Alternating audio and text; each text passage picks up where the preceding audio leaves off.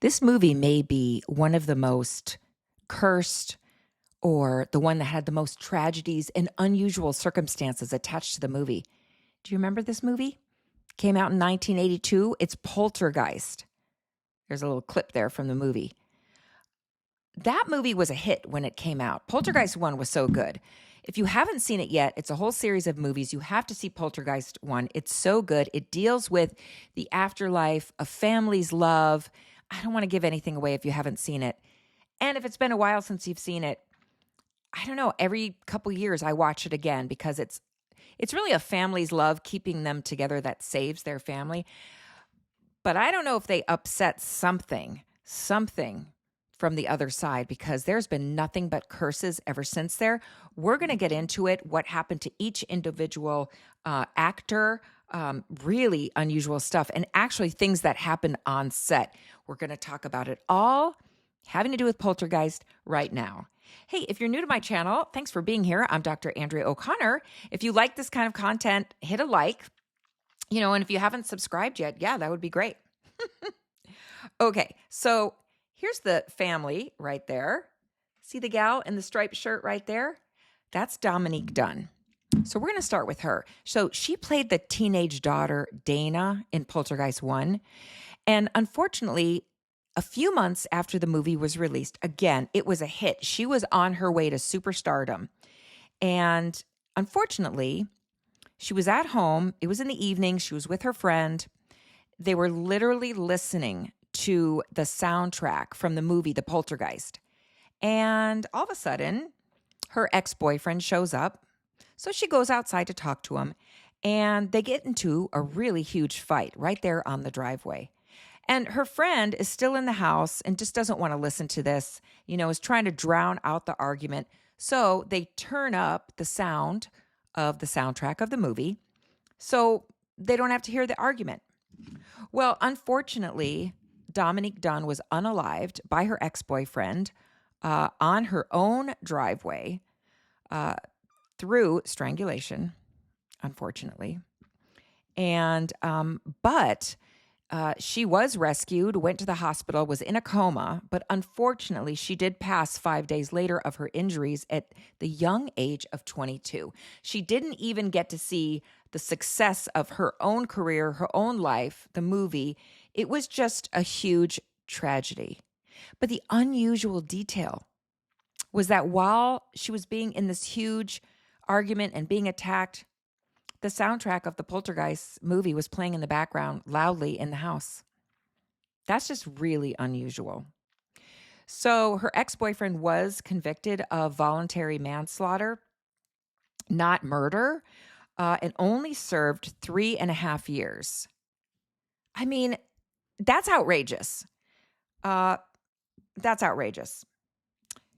So now we move to one of the most beloved actors on that one. Remember this one right there? That little cutie pie, Heather O'Rourke. I mean, she's really what kept that series going. She was just gorgeous, just a gorgeous child. So, of course, she delivered that famous line, "They're here." Do you remember that with the static of the TV? So, unfortunately, she passed at only the young age of 12. It's really weird because during the Poltergeist movie, the whole thing was the other side. These earthbound spirits that were being led, which we'll get into it, by a very evil minister, they wanted her spirit, her soul. They wanted her on the other side. And unfortunately, she passed at the young age of age 12. She passed away in 1988 before Poltergeist 3 was even released. And unfortunately, she did collapse and pass away at home. She did suffer a cardiac arrest, and she had passed during surgery. I guess they had rushed her to the hospital trying to correct a bowel obstruction.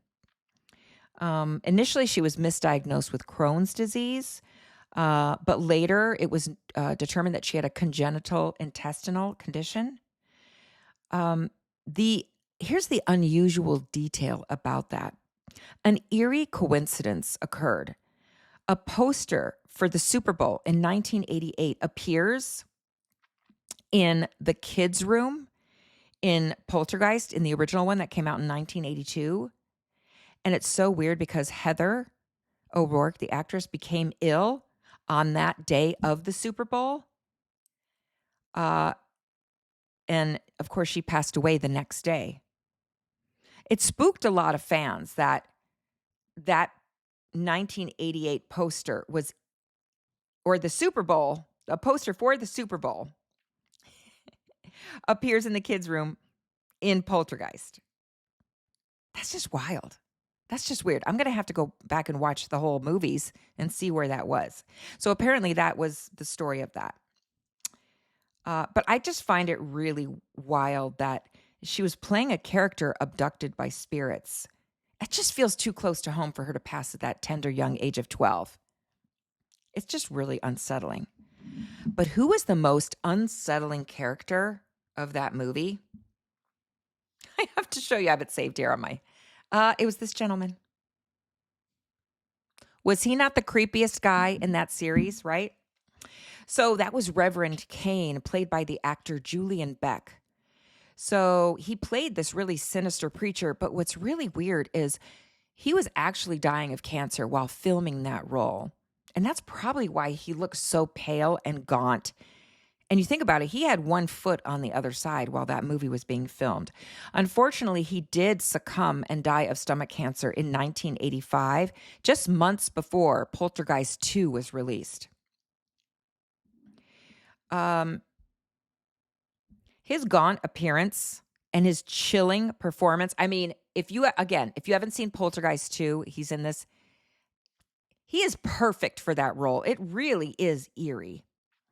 So a lot of the crew said his real life illness really amplified the character's dread, that he really seemed otherworldly, that he was like partly on the other side. Yeah. And so that was kind of tragic.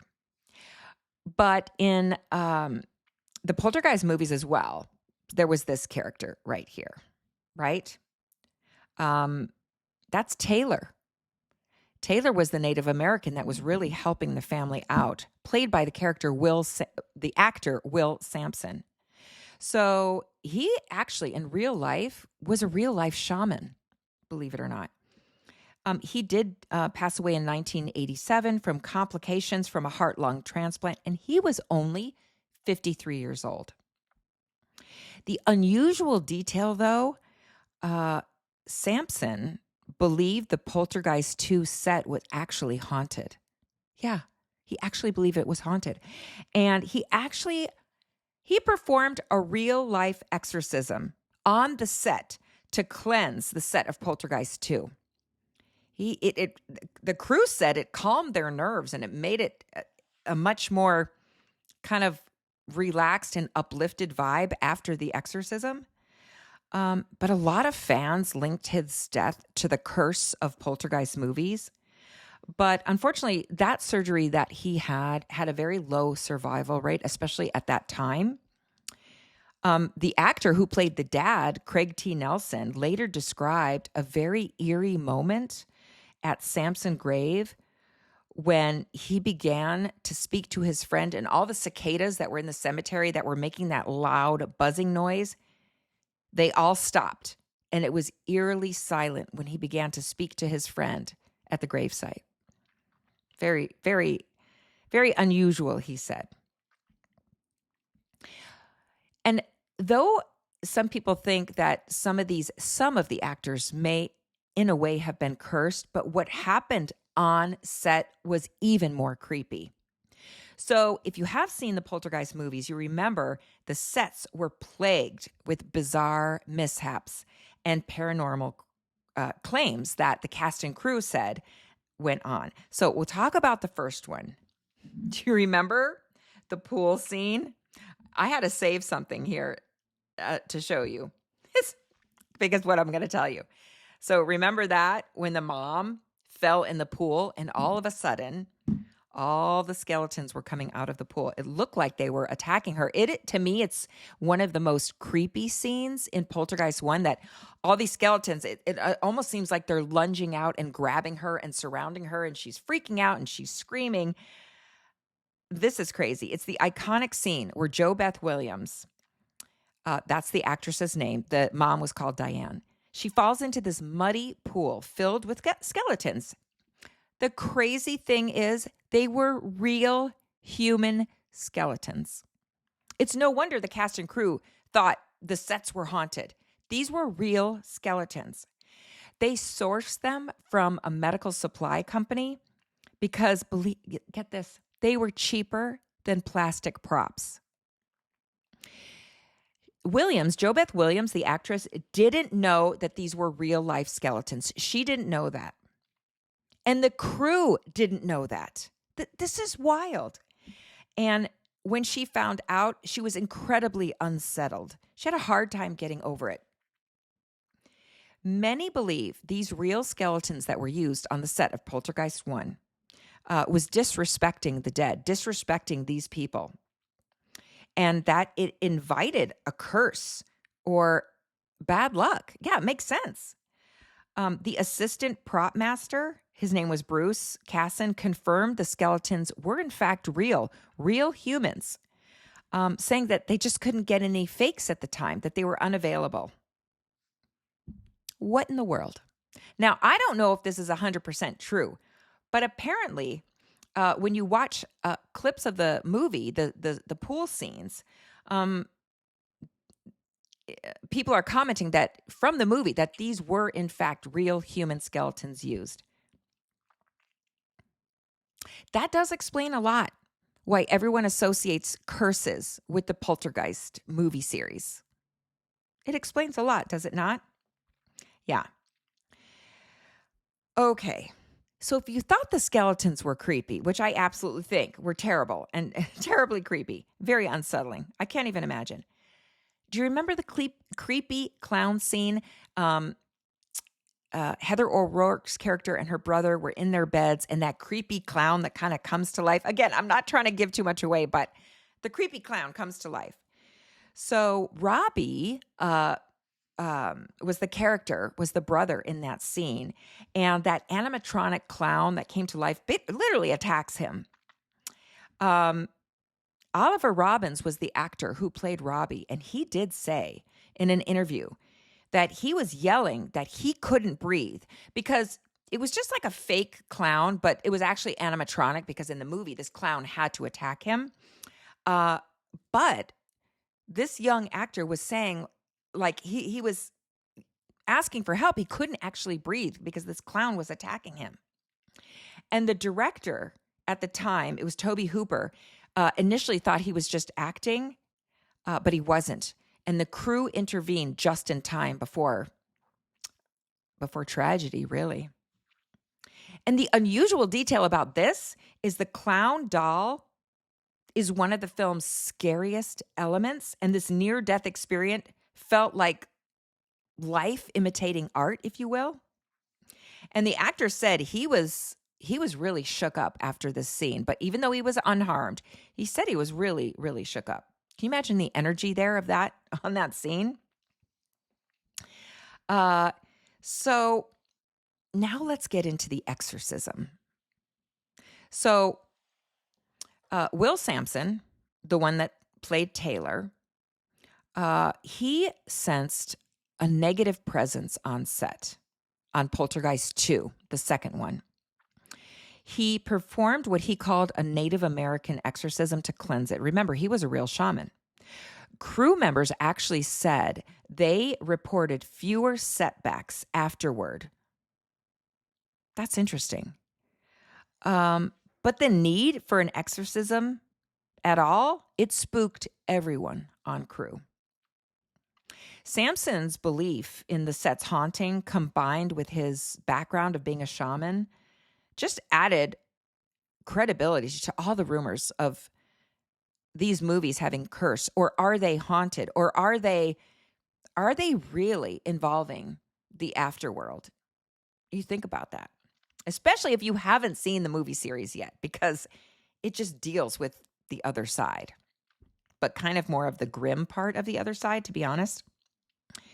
So, okay. During the filming, actress JoBeth Williams, that played the mom, she actually claimed that her apartment was haunted during the filming of this movie.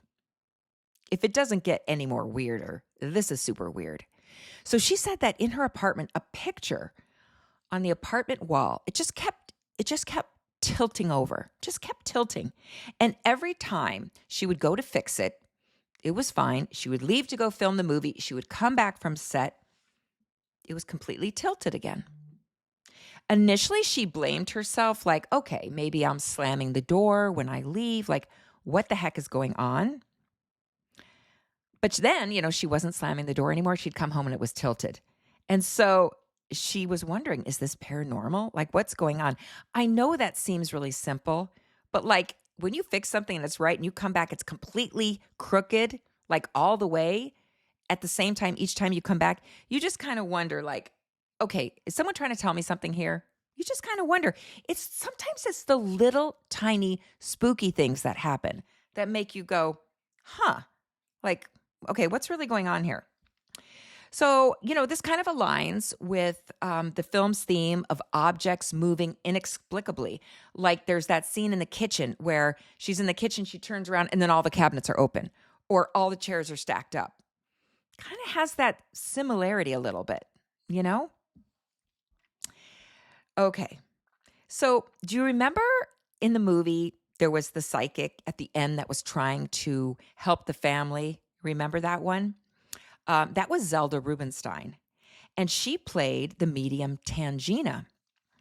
She claimed she had a supernatural experience off set. She dreamed her dog visited her to say goodbye while she was away filming the movie. And upon waking, she actually learned that her dog had passed away. I mean, that's actually a real psychic thing that occurred while she was playing a psychic on the movie. Rubenstein was known for her spiritual beliefs, and her story, it just really reinforced the idea that the cast was sensitive to otherworldly forces during the filming of Poltergeist 1 and 2 and 3. I mean, all these incidences occurring. Like there's just this common thread now running through these movies, is it not? Makes you kind of believe the curse of the Poltergeist movies is really true. So some other weird phenomena that the crew said that occurred around the filming of it. So James Caan, who novelized Poltergeist, was working on the book when lightning struck his building. He was literally working on the book. He said the air conditioning unit blew across the room, hitting him in the back. And if that wasn't enough, his video games that he had started playing by themselves. So he said it was like a supernatural warning that the timing of the strike, and he was finishing the project, finishing the book. It's just too weird. It's just too weird. Director Gil Keenan, who helped direct the 2015 Poltergeist remake, he said he rented a house during production, and he says he believes it was haunted by a female spirit dressed in black. He said he experienced flickering lights and equipment malfunctions. And even the previous owner of this house claimed that they had similar disturbances as the director of Poltergeist. So it was just wild. That's just adds to it. So the crew of Poltergeist reported that they saw objects moving inexplicably on set during filming, and that they actually, in their own homes, heard strange noises, strange voices long after they were done filming. I mean, can you even? Yeah. Even one of the crew members said that his tools from the set, the next day, they were rearranged than how he had them. I mean, just it's just those little creepy details like that, right? I mean, these are anecdotal stories, but they lend to the whole myth and lore of the Poltergeist movies. It's just wild. So, I don't know. What do you think? Is the Poltergeist cursed real?